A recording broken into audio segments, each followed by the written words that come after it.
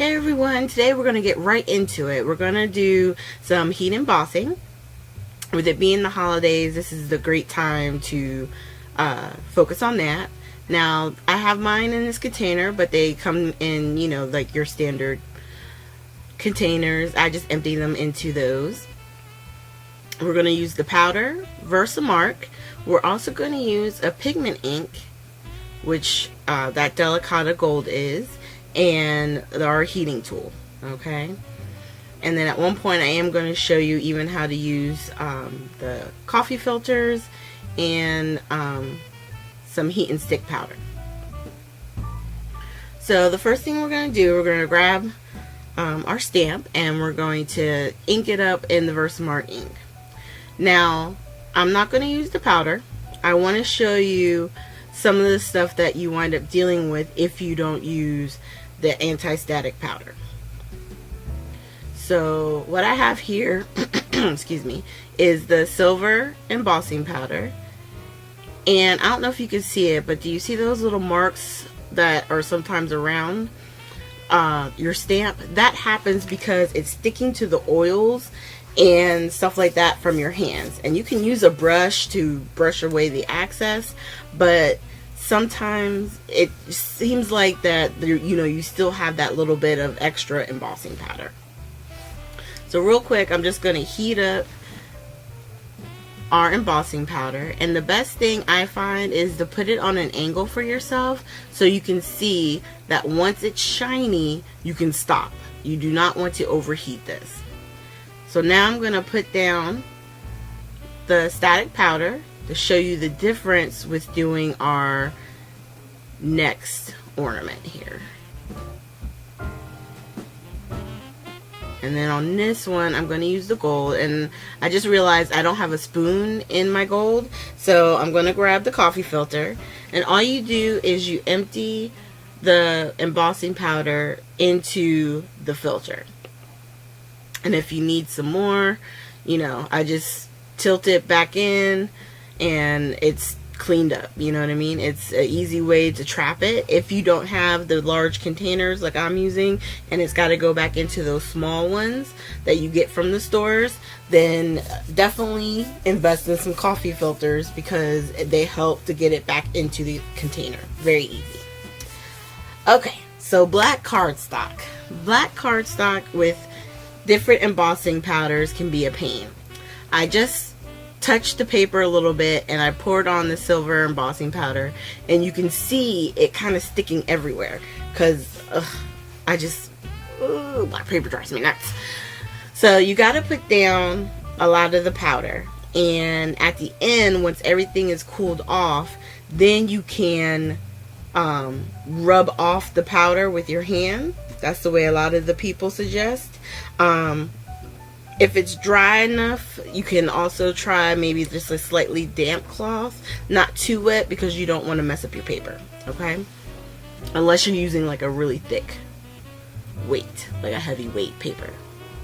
So once we get it covered in the powder, we're going to go ahead and heat this up again. And you can see, that's probably one of the best feelings is watching the heat change the embossing powder to that silver shiny. I love it. Now if you have access spots where some heat embossing was, you can use your craft knife to kind of scratch it off the top surface of the paper, so that way it'll make it look neat again. And then I don't think I did it there, but you would just rub your hand across the paper until it got rid of the powder.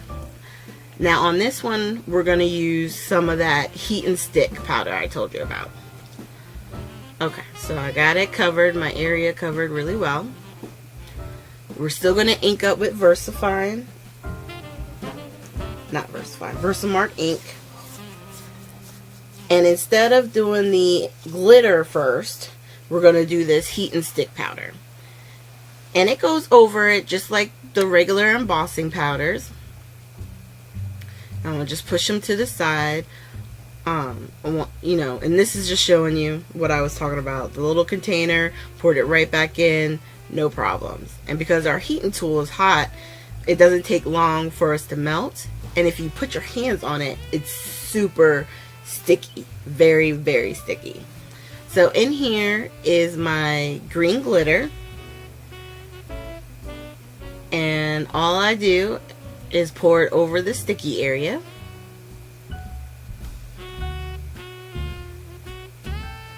And then using the heat tool again, we're going to heat it up one more time.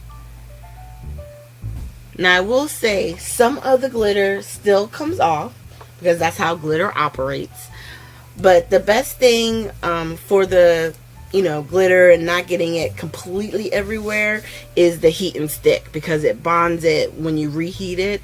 It sort of like forms a protective, or I guess it would be like melting the glitter into that heat stick again, so that way it doesn't shed too much. So I just wanted to show you one more time. This one is going to be with I think this one is called like a Dazzling Diamonds glitter, but it's the same process. The heat and stick powder, pour that back into its container, and then we're going to put the heat and stick powder over it. And a lot of times I just do it twice to make sure that it's fully covered in the ink. And then, oh sorry, that was the diamonds. We had already done the heat and stick part. I must have missed that part. Alright, so there we have the clear sparkling and the green. An up close photo of it. And what I would suggest, and what's been suggested by like the Jennifer McGuires and other people on Facebook, is to get like a Swiffer cloth. That helps clean up a lot of the glitter, so that way you don't have to worry about that spreading all over the place. Now here I just stamped the sentiment in the VersaFine Black Onyx ink. This is something that I do all the time in the videos, and I'm just showing you really what it does is it takes, because it's a crisp black ink, and when you use the clear embossing powder, it just gives it a slight raise and it makes it shiny. And since it's a pigment ink, you don't smear it, so that's why a lot of times people will cover it in the clear embossing powder. Same thing with the Delicata. Now the only thing with the Delicata is with the clear, it doesn't make it more vibrant, it just stops it from smearing. So what I would suggest is we would do the Delicata, stamp it, and then instead of using the clear, use gold, because it's a pigment ink, so the embossing powder will stick to it. And that's the same thing for if you want the silver. If you wanted to do the black onyx, the VersaFine Black Onyx, you can also use black embossing powder. My only problem with that is that the black embossing powder seems to stick everywhere. And it's one of the most annoying embossing powders I think there is. And a lot of people will tell you that's why they use the clear with the VersaFine, because it intensifies the VersaFine ink without the mess of the black embossing powder. And after I lay this on here, I'm going to try and pull it up close. You can see all the smudges of black powder. For some reason, even if you use the powder, the embossing powder to stop it from sticking, it still sticks. It still gets everywhere. So you wind up having to get a brush and cleaning it off, because you want your cards to be nice and neat, okay? So what I would suggest next time would be to do VersaFine Black Onyx ink or a pigment black ink. I think in the shop we have the Memento Luxe, and then use your clear embossing powder and you'll get a similar result than if you use just straight embossing, black embossing powder.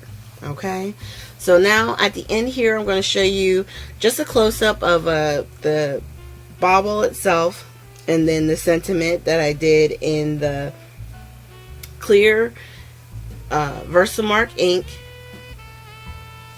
the glitter, two different glitter versions. That's with the heat stick in the heat and stick. And then another close-up of the bauble. So thank you guys so much for joining me. Make sure you hit the like, subscribe, and share button. And I will see you guys with our next video.